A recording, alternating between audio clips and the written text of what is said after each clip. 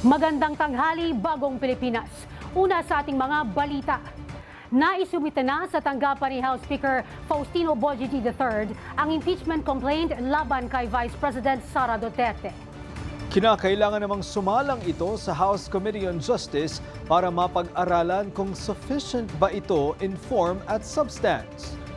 Samantala, iginiit naman ni Pangulong Ferdinand R. Marcos Jr. na hindi niya panghihimasukan ang magiging proseso ng impeachment case laban sa bise. Para sa 13 sa tanghali, nasa linya ng telepono si Earl Tobias. Earl?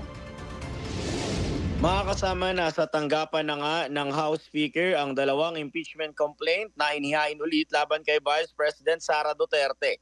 Kinumpirma yan ni House Secretary General Cheloy Garafil matapos i-transmit sa Office of the Speaker ang parehong reklamo kahapon. Ang Office of the Speaker naman, kailangang ilinya yan sa order of business ng Kamara at kailangan itong sumunod sa proseso alinsunod sa konstitusyon. Kailangang sumalang ang reklamo laban sa bise sa House Justice Committee para masuri kung sufficient in form and substance ba ito. Kagaya lang yan ng dinaanang proseso ng impeachment complaints laban sa Pangulo bago ito tuluyang maibasura ng komite. Mga kasama kayo ng umaga naman, idiniin ni Pangulong Ferdinand Marcos Jr. na hindi niya trabahong panghimasukan kung paano ipoproseso ng Kamara ang impeachment case laban sa Vice Presidente. Now, I have no reaction. Hindi ko trabaho yan. Trabaho ng House. Pabayaan mo sila magtrabaho. I'm sure they will handle it properly. So, let's let them do their jobs. Samantala, kumpiyansa naman si House Deputy Minority Leader Laila De Lima na lulusot sa House Committee on Justice ang impeachment case na inendorso nila laban sa bise. Walaan niya kasing kwestiyon sa katotohanan ng mga aligasyon, lalo na sa ginawang pagbabanta mismo ng Vice Presidente sa buhay ng Pangulo, ng First Lady at ng dating House Speaker.